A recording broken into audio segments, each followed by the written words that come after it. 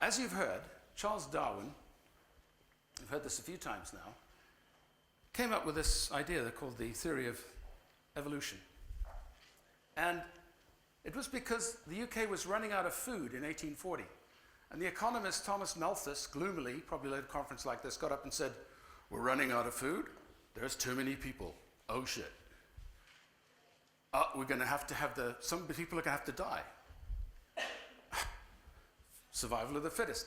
That became our economic policy. It was called competitive economics, right? And sure, that's our model. Is there anybody who's never seen this picture before? I think it's embedded in all our brains, right, since we were school children. Evolution, of course, that's how it works. We have spears, then we have guns, then we have nuclear missiles, and then, But actually, it's an amazing process. I mean, when you go back 3 billion years, and it's still happening today, you find that life is unbelievably resilient. It grows in the strangest places. And when they're studying life on Mars, they're looking at places on Earth to see where life can be. And Io, the moon of Jupiter, they're discovering how incredible that life is, a kind of, as Stuart Kauffman, the biologist, calls it. He says, we are not at home we are at home in the universe. We are at home. It's not an accident. The universe is actually designed for life. Not designed in the sense of a creator, but it works. And not only that, every time new life emerges, it's unbelievably diverse. It's not one kind of plankton or diatom or algae or bacteria or virus. These things, what we're made of, 50 trillion cells, are the most incredibly adaptive things that have ever existed in the universe, right? That's pretty cool, I think. And this is even cooler. We haven't even begun to learn what's really going on 2/3 of the planet under the ocean. That's a snail that lives on the volcanic fumarole, and its shell is made of iron. It's a metal snail. Yeah, because the minerals are coming out of the earth the whole time through the fumarole. Pretty cool, huh? That was just discovered a month ago. So, we're still not fully au fait with everything. So we're moving towards a world where basically our species is maturing. Please don't try and read that, it'll hurt your eyes.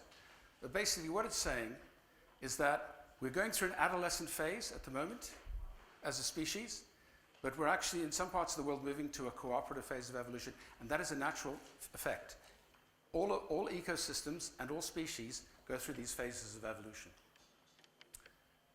In fact, very, very briefly, I'm going to speed up a bit here. We start out with the base, for example, the early forms of life. You get that speciation, that diversity, individuation. Then there's tension and conflict between the different forms of life to see who's going to dominate. Eventually, that leads to negotiation and resolution. And finally, cooperation.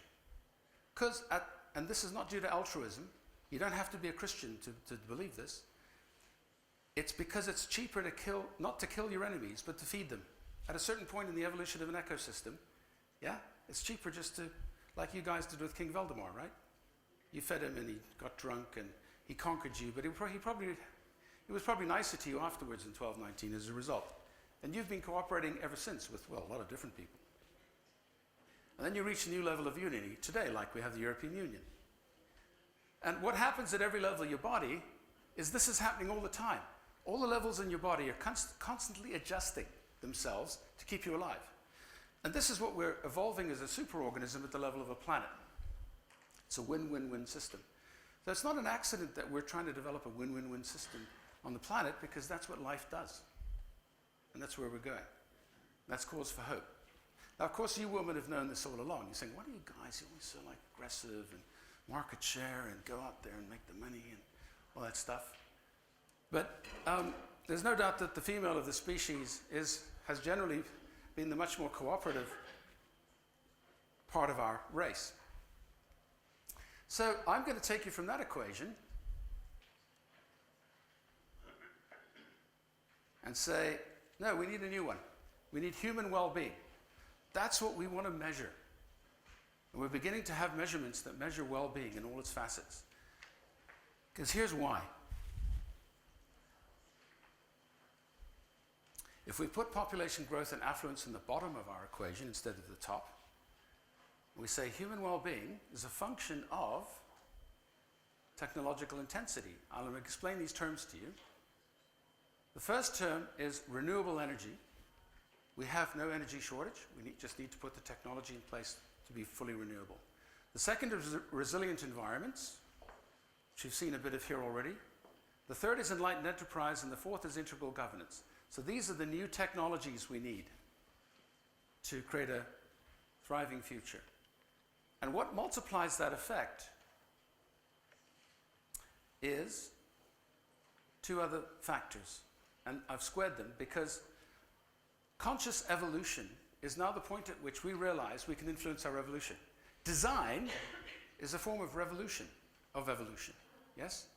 When we design something, we do something which was impossible, and it becomes possible. So we've now outstripped traditional evolutionary approaches. And wise culture is what we need when we do this together. We need to actually have a culture that can make the right choices.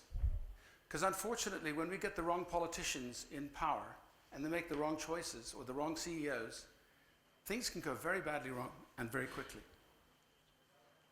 So we need to shift human behavior at all levels, and that's the key.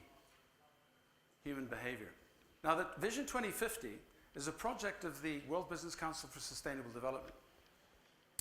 And the 400 biggest businesses on the planet, despite the fact that they're sometimes bad guys, they also are trying very hard now to work on all of these facets of change and evolution in business around the world. And I'll explain that in a bit more detail. We've heard a lot about innovation. It's great. I love innovation. I just want to take the way we think about it to a different level. And I want to say that it's evolution in action. I know you're very advanced in innovation in this part of the world, especially open innovation. And, you know, Peter was telling us yesterday that basically we have a cycle. We have a cycle, and I'm not sure if that's easy to read, but we have creators, we have connectors, we have developers, and we have implementers, right? And we have a methodology which allows us to do that more effectively. And recently, you've heard Pekka and Martin talking about product and service design. Pekka describing the electric sail project, the electric solar wind sail, and Martin talking about, I love this word, joy, meaning, desirability. So we're starting from a soft human perspective in design. And in civilization, it's true too. While we might start with the fact that we have limited resources, we think, yes, it's a mindset, not a fact. We are developing all the time as human beings. We're growing, we're learning new things. And what drives our evolution is ideas and values. If we think something is possible and we pursue it, we make it possible. If we believe it's important, we commit to it, and it happens, despite often incredible odds. What happens next is that we get that embedded into our behaviors and our technology. So it becomes the way we do things around here, right? I mean, everybody at this conference here has got and we're all doing things in the same way. The world is a giant photocopying machine. We learn from each other all the time, and we're accelerating that learning all the time. Next, we institutionalize this. We make it not only the way we do things around here, but we make it so that everybody does it. There's no exceptions, right? Everybody drives on the left side of the road or the right side of the road. We use, well, it used to be a GSM, but these days the world's changed a bit. But for example, we have standards. We embed things in our infrastructure. We get massive economies of scale, which is fantastic. And they become global systems. And then that, in turn, shifts our cultures and our shared values. And so we go round and round. And that's all in my book, The Great Shift. I've got a model of what I call this next stage of our evolution. Of course, we will have shocks, surprises, crises, but I want to talk a bit now about the opportunities. And because we're here, Let's just look back a little bit. You wanted to make a telephone call in 1980. That's what you used, remember? Ring, ring. Then, some clever people, not far from here, developed this thing. What is this? Come on, guys, tell me what this is. Please, somebody. What's it called? A Nokia. Does anybody remember the name? I think it was called something like the Emperor or the Director or the Senator. Anyway, it was obviously only for important people in Finland at the time. And then, boy, did it take off, right? That was the most popular phone up there ever in Nokia's history, that particular model. That was the one with that fantastic ringtone. Do you remember that was all in all the ads in the movies in the 90s? Then Motorola came out with this flip phone. Then BlackBerry came along and everybody was using their opposing thumbs. And then Nokia responded. And then Steve Jobs brought this thing out and took most of the money out of the industry at the same time. Love them, hate them. And now Stephen Elop is back, desperately trying to put Nokia back on the map. But there's no doubt about it. It's an incredibly dynamic industry. But how are we going to be communicating in 2050? Just think about it. We're going to be embedding things, like the CIA, like Mission Impossible. Peter also spoke about breakthroughs occurring at intersections of bodies of knowledge.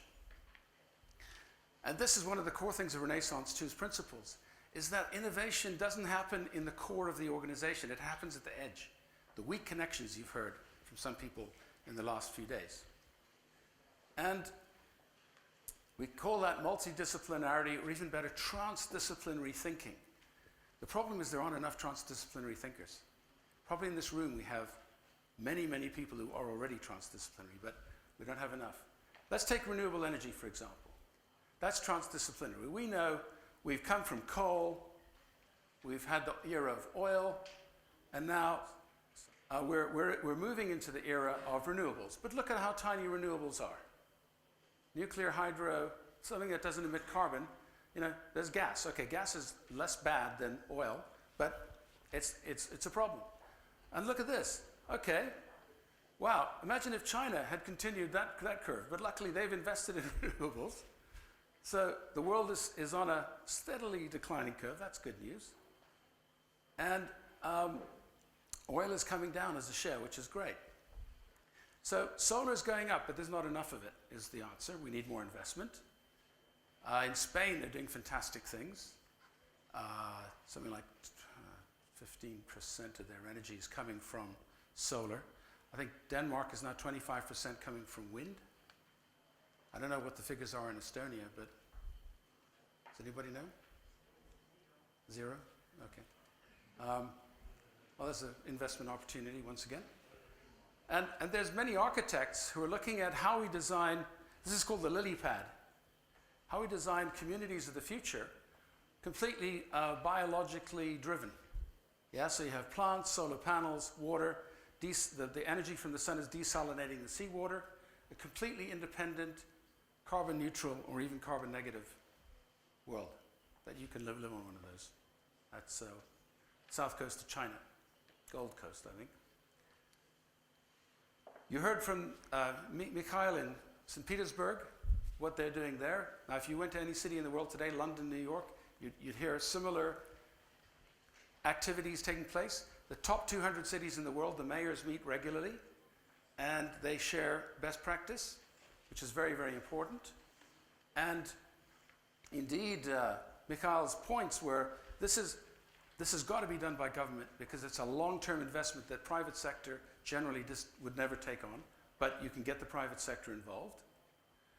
And, one of the things that makes this a little easier for us is the world is going to be living in cities. Most of us will be in cities. By 2040, 65% of us will be in cities. 21 megacities, which will be even bigger. And they're all going to have smarter grids. So they're going to be very energy efficient. That's what a smart grid looks like. That's some of the technologies that are going into smart cities. And as a result, we're seeing massive efficiencies. And indeed, as our technology evolves,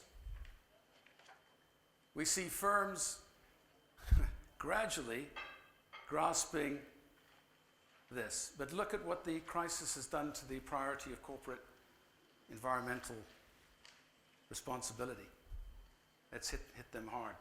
It's not at the bottom of the agenda again. But there are certain firms that are doing some great things.